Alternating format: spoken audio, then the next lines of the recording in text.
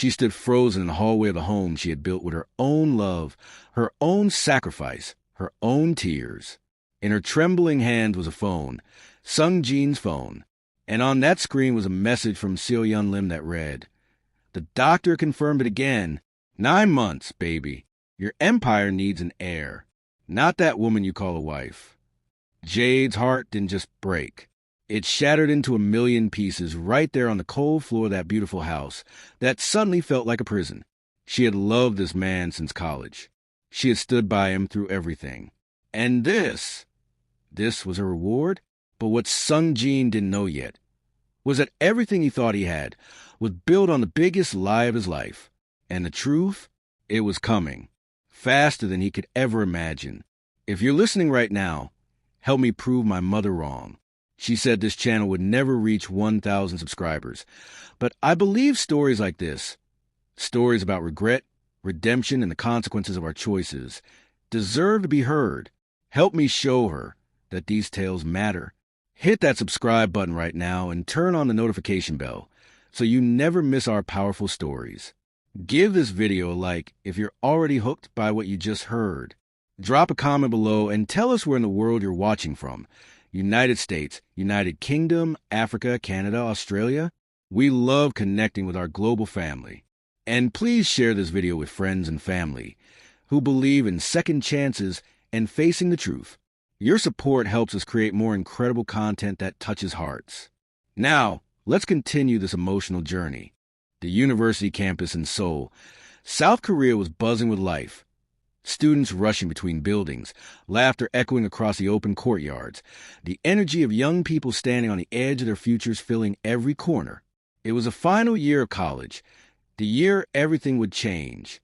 Sung Jin Kwon, a Korean young man, sharp-featured, intense dark brown eyes, short, neat black hair, quiet and magnetic in a way that made people notice him without understanding why, sat in the back of his literature class, scanning the room with quiet intensity. Then the door opened.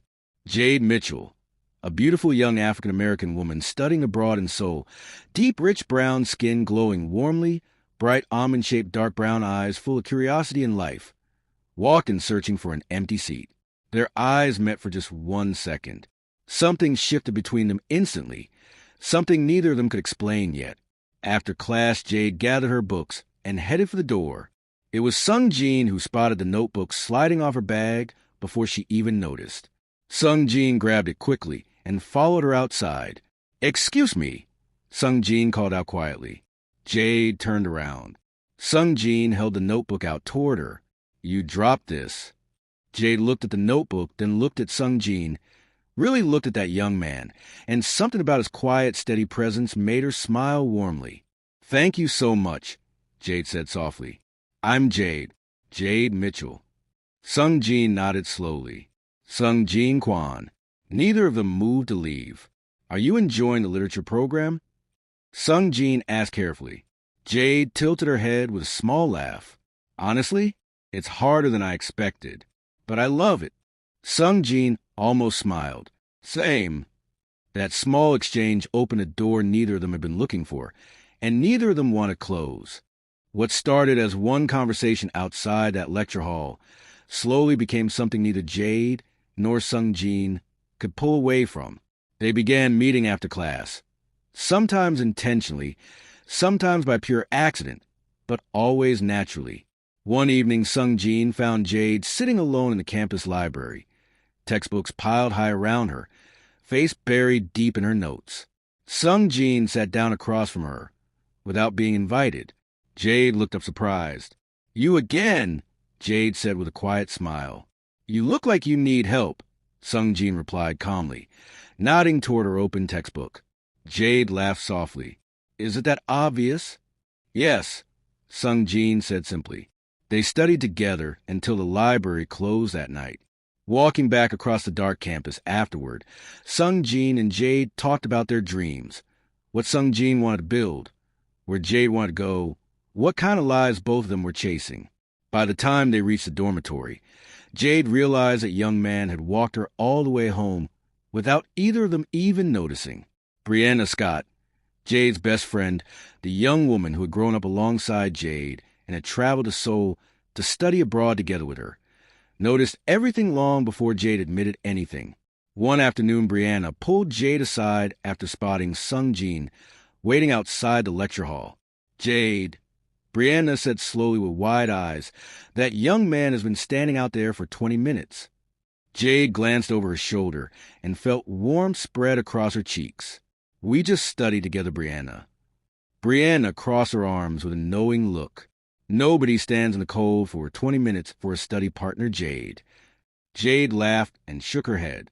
But that evening when Sungjin and Jade sat at their usual small restaurant near campus, the one with the red lanterns and tiny wooden tables, and Sungjin reached across the table and covered her hand with his own without thinking, neither of them pulled away. They just looked at each other quietly. And in that moment, both of them knew this was something real. Their final college year passed like something out of a story neither Sungjin nor Jade could have written for themselves. Late-night walks through the illuminated streets of Seoul, shared meals at quiet corners of the city, long phone calls stretching past midnight when they weren't together. Sungjin was not a young man of many words, but with Jade, he opened up in ways that surprised even himself. One night, sitting on a bench overlooking the Han River, Sungjin turned to Jade and said quietly, "I have never talked to anyone the way I talk to you." Jade looked at him carefully. "What do you mean?" Sungjin was quiet for a moment. "I mean you make it easy," Sungjin said honestly. "Being honest, being present." Jade felt something deep and warm settle inside her chest. She leaned her head gently against his shoulder and said softly, "Don't ever stop talking to me then." Sungjin didn't respond with words. That young man just stayed completely still, and somehow that was everything. Graduation day swept in on a bright, warm June morning. The campus electric with celebration. Families crowding every corner. Cameras flashing and laughter filling the air everywhere.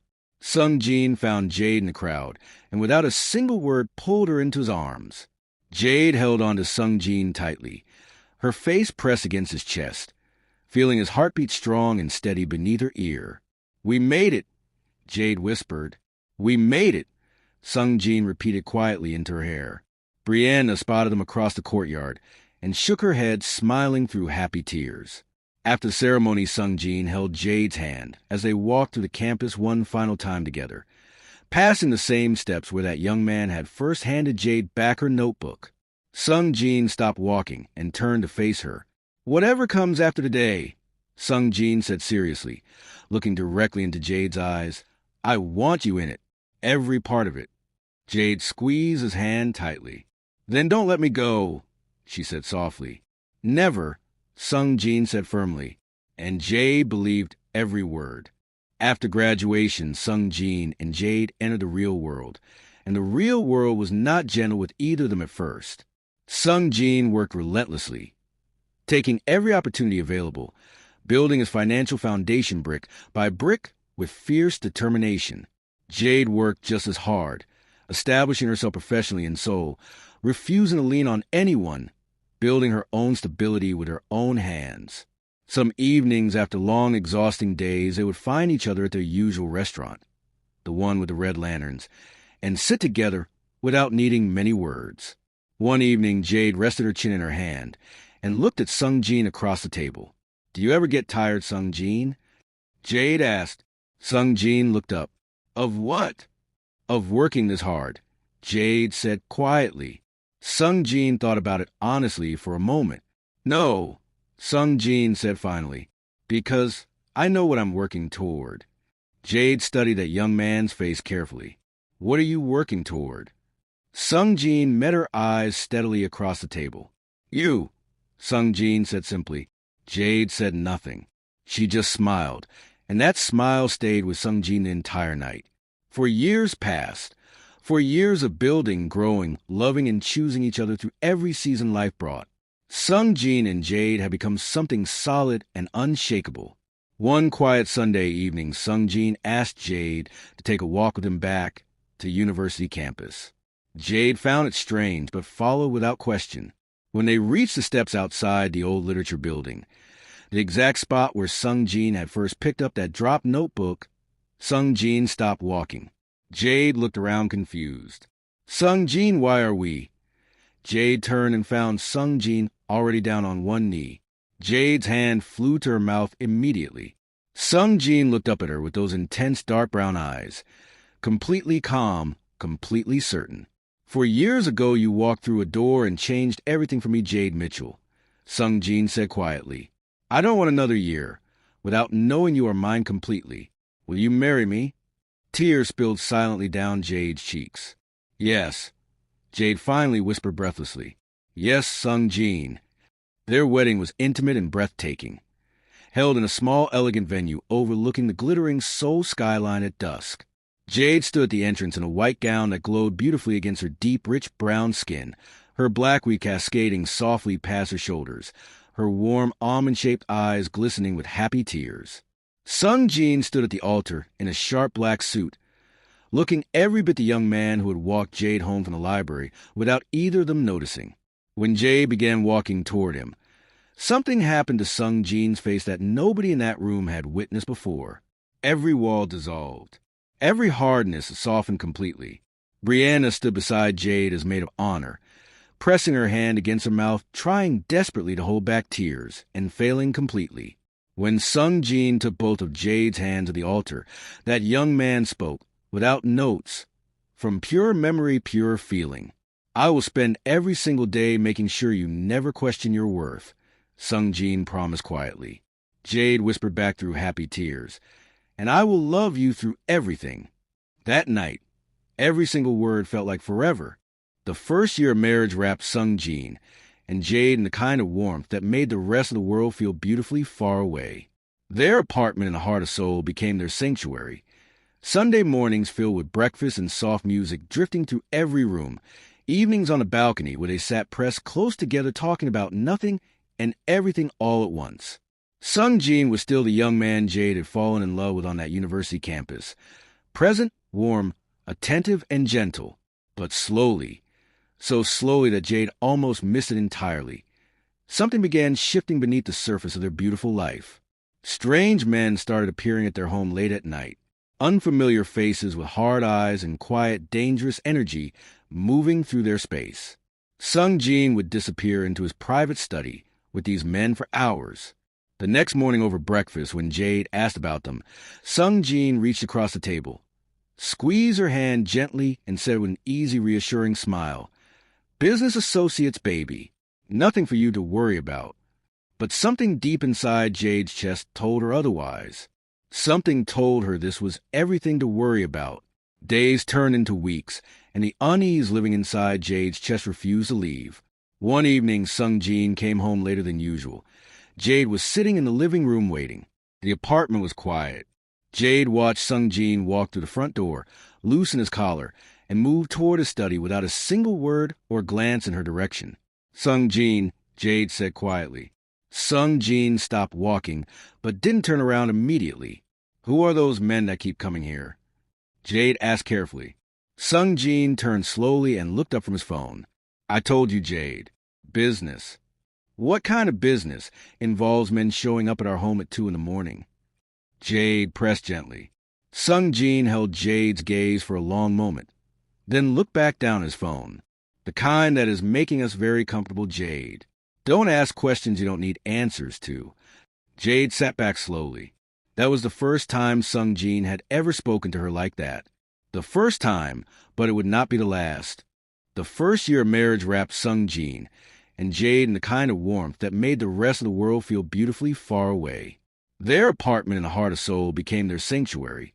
Sunday mornings filled with breakfast and soft music drifting through every room, evenings on a balcony where they sat pressed close together talking about nothing and everything all at once. Sung-jin was still the young man Jade had fallen in love with on that university campus. Present, warm, attentive, and gentle, but slowly, so slowly that Jade almost missed it entirely. Something began shifting beneath the surface of their beautiful life. Strange men started appearing at their home late at night. Unfamiliar faces with hard eyes and quiet, dangerous energy moving through their space. Sung-jin would disappear into his private study with these men for hours. The next morning over breakfast, when Jade asked about them, Sung-jin reached across the table, squeezed her hand gently, and said with an easy, reassuring smile, "Business associates, baby. Nothing for you to worry about." But something deep inside Jade's chest told her otherwise. Something told her this was everything to worry about. Days turned into weeks, and the unease living inside Jade's chest refused to leave. One evening, Sung Jin came home later than usual. Jade was sitting in the living room waiting. The apartment was quiet. Jade watched Sung Jin walk through the front door, loosen his collar, and move toward his study without a single word or glance in her direction. "Sung Jin," Jade said quietly. Sung Jin stopped walking, but didn't turn around immediately. "Who are those men that keep coming here?" Jade asked carefully. Sung Jin turned slowly and looked up from his phone. "I told you, Jade. Business." "What kind of business involves men showing up at our home at 2 a.m? Jade pressed gently. Sung Jin held Jade's gaze for a long moment, then looked back down at his phone. "The kind that is making us very comfortable, Jade. Don't ask questions you don't need answers to." Jade sat back slowly. That was the first time Sung Jin had ever spoken to her like that. The first time, but it would not be the last.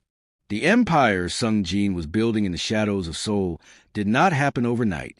It grew quietly and deliberately, territory by territory, connection by connection, fear by fear. Sung Jin moved to the criminal underworld of Korea with a calculated intelligence that made powerful and dangerous men pay close attention.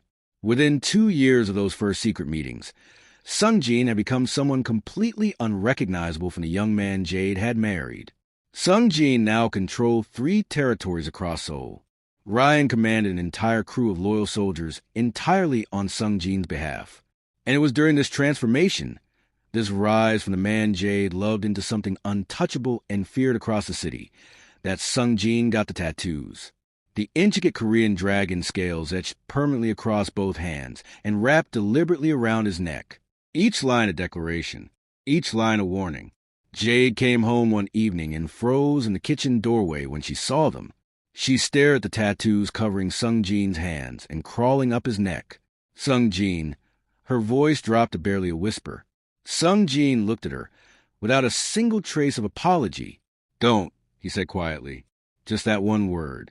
And Jade understood this conversation was already over before it began. Jade locked herself in the bathroom that same night and called Brianna Scott, her best friend, the woman who had been by Jade's side since childhood, the one person in the world Jade could tell anything to without fear. Brianna answered immediately. "Jade, what's wrong?" Brianna asked the moment she heard Jade's voice. Jade kept her voice low. "Brianna, something is seriously wrong. The men coming here at all hours, the closed-door meetings, and now he has tattoos all over his neck and hands. Brianna, these are not ordinary tattoos. Something very dangerous is happening, and Sung Jin won't tell me anything." The line went quiet for a moment. "Jade," Brianna said carefully, "I have been hearing things about Sung Jin out there, on the streets." Jade's chest tightened immediately. "What kind of things, Brianna?" "People are scared of him, Jade," Brianna replied quietly. "Genuinely scared. The way people only get scared around truly dangerous men." Jade leaned slowly against the bathroom wall, closing her eyes. "What do I do, Brianna?" Brianna exhaled deeply. "You look that man in the eyes, Jade, and you make him tell you the truth. Because whatever this is, you are living inside of it, and you deserve to know exactly what that means." Jade confronted Sung Jin that same night. Sung Jin was sitting behind his desk in the private study, documents spread across every surface, the lamplight catching the dark dragon tattoos across his hands. When Jade pushed the door open and stepped inside, Sung Jin looked up slowly. "We need to talk," Jade said firmly, her voice steady despite everything shaking inside her. "About what, Jade?" Sung Jin's voice was flat and unbothered. "About what you are really doing, Sung Jin." Jade moved further into the room. "I am your wife. I live in this home. I see these men every single day. I hear what goes on behind these closed doors. I am not blind, and I am not going to pretend anymore. Tell me the truth." Sung Jin held Jade's gaze for a long, silent moment. Then he rose slowly from behind the desk, and standing there in that lamplight, Jade saw it fully and completely for the first time. The authority, The coldness, the power radiating off him like something permanent and immovable. "I run things in this city, Jade," Sung-Jin said evenly. "And everything I do for this family." Jade shook her head. "No, Sung-Jin," she said quietly. "You do it for yourself." After that conversation, the distance between Sung-Jin and Jade became something physical, something that filled every room they shared and sat heavily between them at every table. Sung-Jin had fully become a man the streets of Seoul feared, the mafia boss whose name made powerful people go quiet. Ryan and his crew moved through the apartment openly now. It had stopped feeling like a home and started feeling like a headquarters. Gang meetings occupied the living room Jade had once filled with warmth and care. One evening, Jade walked through to get to the kitchen and found 6 of Sung-Jin's men seated around the table. Ryan standing by the window with his arms crossed, Sung-Jin commanding the entire room from the head of the table. Nobody acknowledged Jade. Nobody looked up. Jade stopped walking and looked directly at Sung-Jin across that room. For one brief, painful second, something flickered behind Sung-Jin's dark brown eyes, something that looked almost like the young man from the university steps, the one who had walked her home without either of them noticing. Then it was gone. Sung-Jin looked back down at the table, and Jade walked to the kitchen alone. It was Brianna who finally said out loud what Jade had been fighting to ignore. One Saturday afternoon, Brianna arrived at the apartment and found Jade sitting on the balcony staring blankly at the Seoul skyline, untouched coffee beside her, distant eyes, tired in a way that had nothing to do with sleep. Brianna sat beside her quietly for a long moment before speaking. "Jade," Brianna said gently, "how long are you going to keep living like this?" Jade was quiet. "He's not the same person anymore, Brianna," Jade said softly. "I know," Brianna replied. "That's exactly what I'm saying to you." Jade turned to look at her best friend. "I still love him, Brianna." Brianna held Jade's gaze with quiet, honest eyes. "I know you do. But does he still love you? Because a man who loves his wife doesn't make her invisible inside her own home, doesn't fill their home with dangerous men and leave her to figure it all out alone, doesn't walk past her like she isn't standing right there." Jade's eyes filled with tears. Brianna reached over and took her hand firmly. "You deserve so much better than this, Jade. You have always deserved better than this." And then came Sio Lim. Sio Lim, a Korean woman in her 30s, strikingly beautiful with very pale porcelain skin, cold, sharp, almond-shaped dark brown eyes, radiating pure calculation, long, straight jet black hair cascading past her shoulders, slim and elegant, but carrying something icy and dangerous beneath every carefully constructed smile. Sio Lim moved through Seoul's elite and criminal circles like she owned every room she entered. When Sio Lim first encountered Sung-Jin at a private gathering of the city's most powerful figures, Sio Lim saw immediately what Sung-Jin was: a man completely drunk on his own power, a man who believed the world owed him everything he desired. And Sio Lim knew exactly how to use that against him. Sung-Jin noticed Sio Lim across the room that night. The cold beauty, the calculated elegance, the way she looked at him like she already knew every secret he carried. Power had made Sung-Jin feel untouchable, like he deserved everything the world placed before him. Sung-Jin crossed the room toward Sio Lim slowly. Sio Lim smiled, the kind of smile that never once reached those cold, sharp eyes. The trap had already been set before Sung-Jin even opened his mouth. The affair between Sung-Jin and Sio Lim grew in the shadows, the way all dangerous and destructive things grow. Sung-Jin started coming home later and later. The excuses became thinner and less convincing with every telling. A coldness settled over him that went even beyond the hardness Jade had grown painfully used to living alongside. One night Jade was still awake when Sung-Jin came to the front door well past 3 a.m. Jade stood in the hallway and looked at him directly. "Where were you, Sung-Jin?" Jade asked quietly. Sung-Jin didn't slow his walk. "Handling business."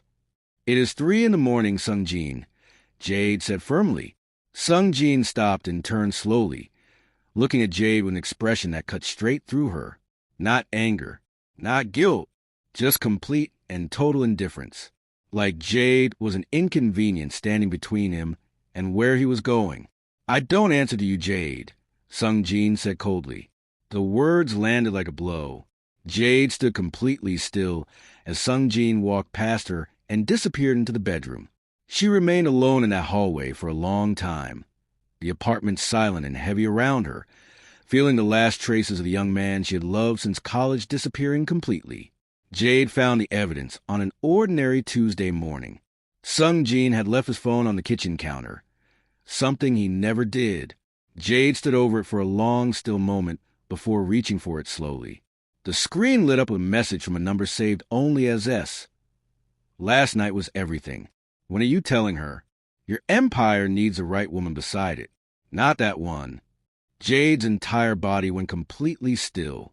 She read the message once, then twice, then a third time, as if reading it again might somehow change what it said. Then Jade set the phone back down on the counter, exactly where she had found it.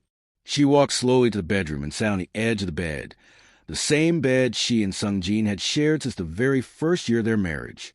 She thought about the university steps. She thought about the little restaurant with the red lanterns.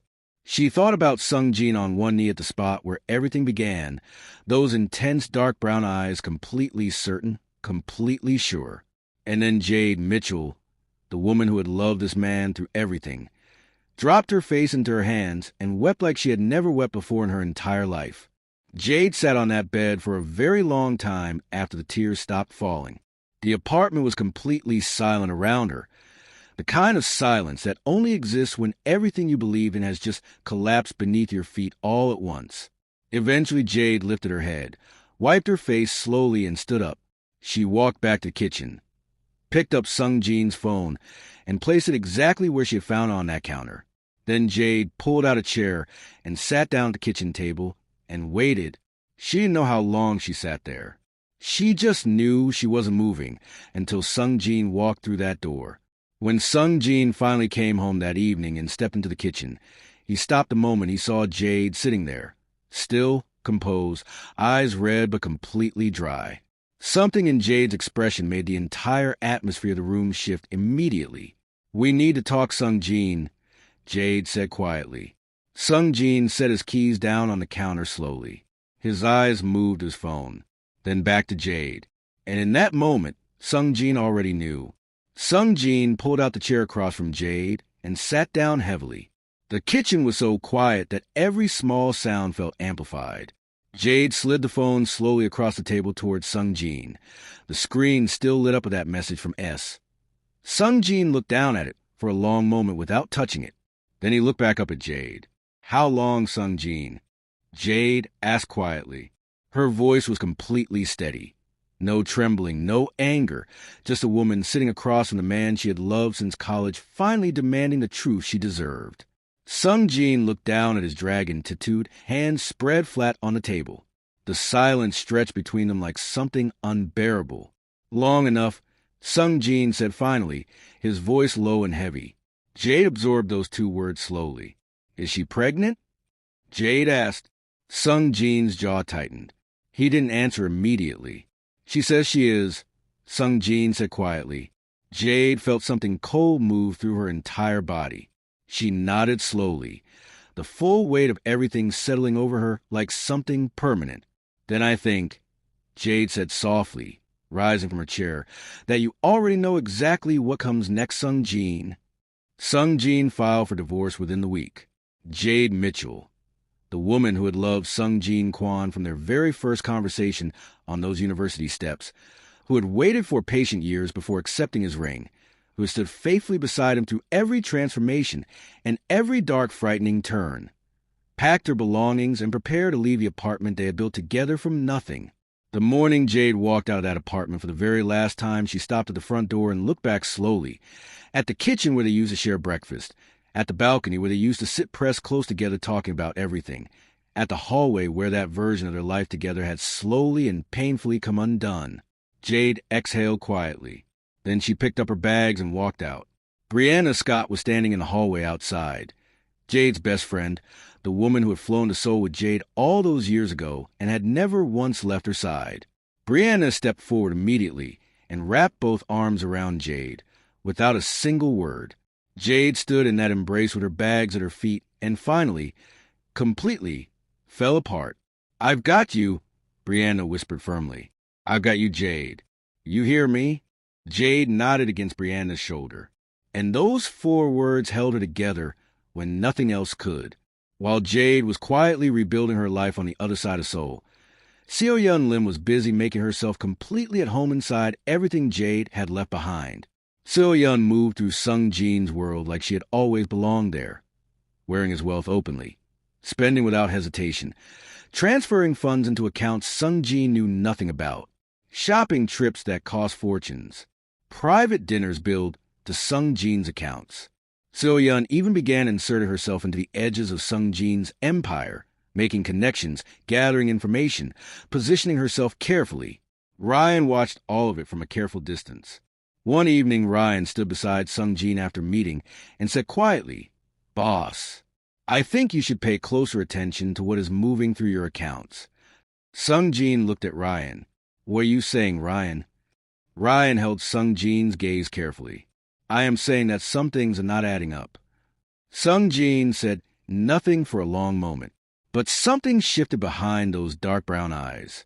A suspicion, a question he had been pushing away for weeks, was now impossible to ignore. Sung Jin went home that night and looked at Seo differently for the very first time. 9 months after Sio Lim had first announced her pregnancy, the moment of truth arrived.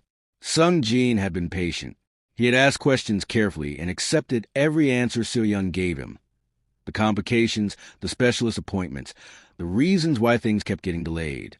But when the 9th month came and went with no baby, no hospital, no delivery, Sung Jin sat Seo down in the living room and looked at her with those cold, dangerous eyes that had made powerful men across Seoul go completely silent.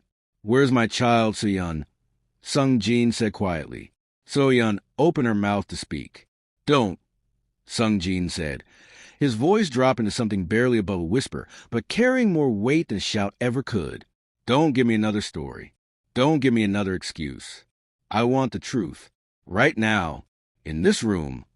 Seo looked at Sung Jin for a long, calculating moment, those cold, sharp eyes searching for one final angle to work. But there was no angle left, no story left, nothing left. Seo looked away, and that single moment, that one silent to her head, told Sung Jin Kwan everything he needed to know. There had never been a baby. There had never been a pregnancy. There had never been anything real, not one single thing. It had all been a lie from the very beginning. What followed happened fast, and with the full force of everything Sung Jin Kwan commanded. Ryan and the crew tracked down Dr. Hyun-soo Park. The corrupt Korean Dr. So-yeon had carefully recruited and generously paid to fabricate 9 months' worth of pregnancy test results, ultrasound images, and medical documentation within 24 hours. Both Seo Lim and Dr. Hyun-soo Park were arrested and handed directly to the authorities. The court case that followed was swift and devastating. Every fabricated document was laid bare before the court. Every fraudulent bank transfer Seo had made from Sung Jin's accounts was traced and presented. Every manufactured medical record Dr. Hyun-soo Park had produced was exposed in full detail before the judge. The evidence was overwhelming and undeniable. Seo Lim was convicted of fraud, criminal conspiracy, and financial exploitation, and sentenced to prison. Dr. Hyun-soo Park was convicted as a willing and paid accomplice, and sentenced alongside her. Sung Jin sat in that courtroom on the day of sentencing and watched both of them led away in handcuffs. The most feared and powerful man in all of Seoul, sitting alone in a courtroom, his empire intact but his life completely hollow. And in that cold, silent moment, only one face filled Sung Jin's mind. Only one name sat inside his chest like something permanent and unfinished. Jade. It had always, from that very first day on those university steps, only ever been Jade. Sung Jin found Jade 3 weeks after the sentencing. Brianna opened the door of Jade's apartment and looked at Sung Jin standing there. This man in his 40s, dragon tattoos covering his neck and hands, the most feared man in all Seoul, standing at that door looking like something completely broken inside. Brianna looked at Sung Jin for a long, hard moment. Then she looked back at Jade, who had appeared quietly in the hallway behind her. Brianna stepped aside without a word and walked to the other room, leaving Sung Jin and Jade facing each other across that doorway in complete silence. Sung Jin looked at Jade, really looked at her, and something crumbled behind those intense dark brown eyes immediately. "Jade," Sung Jin said quietly. His voice was different. Every trace of the coldness, the arrogance, the untouchable power that had consumed him for years, completely gone. Just a man standing at the door of the woman he had destroyed. "I don't deserve to be standing here," Sung Jin continued, his voice breaking slightly. "I know that. I know what I did to you. I know what I took from you. I know there are no words that can fix any of it." Jade stood completely still, her warm brown eyes watching Sung Jin carefully, her expression unreadable. Sung Jin stepped forward slowly. "But I need you to know something, Jade." His voice dropped lower. "Everything I had, the empire, the power, the money, the fear people carried when they heard my name, none of it ever gave me a single moment of peace. Not one." Sung Jin's eyes glistened. "You were my peace, Jade. You were always my peace. And I was too blind and too arrogant and too drunk on everything I was building to see it until I had already destroyed it completely." Tears began falling down Sung Jin's face, slow and unashamed. This man who had never shown weakness to anyone, crying openly at Jade's door.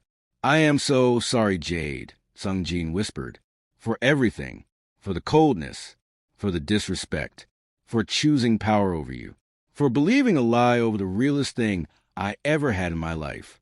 I am sorry." Jade felt her eyes fill with tears despite everything inside her fighting to stay composed. Memories came flooding in, uninvited and unstoppable. The university campus, the notebook, the Red Lantern restaurant. For years of choosing each other. The wedding altar where Sung Jin had spoken without notes. From pure memory, pure feeling. The balcony evenings. The Sunday mornings. The young man who had walked her home, without either of them noticing. All of it rushing back at once. Every beautiful moment they had shared before everything fell apart. Jade pressed her hand against her mouth, tried to hold herself together. Sung Jin dropped slowly to his knees right there in that doorway, this powerful feared man on his knees, and looked up at Jade with everything he had left completely exposed. "Please, Jade," Sung Jin whispered. "Please come back to my life. I am nothing without you. I have always been nothing without you." The tears Jade had been fighting finally fell. She stood there looking down at Sung Jin, at this broken, humbled man who had once been a young man on those university steps, the one who had picked up her notebook and talked to her for hours without either of them wanting to stop. That man was still in there. Jade could see him. Underneath everything that power and arrogance had built around him, that man had always still been in there. Jade reached down slowly and took Sung Jin's face in both her hands, tilting it upward toward her own. "You hurt me, Sung Jin," Jade said softly through her tears. "You hurt me in ways I wouldn't wish on anyone." Sung Jin closed his eyes. "I know," he whispered. "I know, Jade." Jade was quiet for a long moment, her thumbs gently wiping the tears from Sung Jin's face. Then she said quietly, "But I never stopped loving you, not even for one single day." Sung Jin opened his eyes and looked at Jade. "I forgive you, Sung Jin," Jade whispered. "Not because what you did was okay, but because what we had was real. And because the man I fell in love with on those university steps, I can still see him. I can still see you." Sung Jin stood slowly and wrapped both arms around Jade, pulling her close, holding her like something he had lost and found and was never letting go of again. Jade pressed her face against his chest and felt his heartbeat. The same heartbeat she had listened to on graduation day when everything was still full of promise and hope. And standing there in that doorway, two people who had loved each other through college and marriage and betrayal and heartbreak and loss.